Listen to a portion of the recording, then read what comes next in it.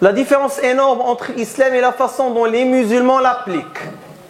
Ça, c'est très propagé. Les gens, ils te disent, vous les musulmans, vous dites que l'alcool est haram, vous consommez cette dernière. Vous les musulmans, et vous savez que, je ne sais pas, le fait de tricher est haram et vous trichez, etc. Ils veulent coller les erreurs individuelles des musulmans à quoi? À la religion islamique. Pour faire sentir ce pauvre musulman que son islam vraiment est accusé. Il est plein de contradictions, etc. La réponse est très simple. Même chez les catholiques, il y a beaucoup de voleurs, il y a beaucoup de menteurs, etc. Chez les juifs, c'est la même chose.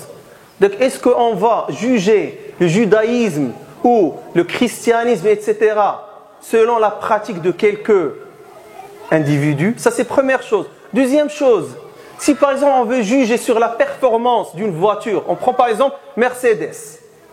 On veut juger sa performance. Supposons qu'on la donne à quelqu'un qui conduit pas bien. Puis il fait des accidents.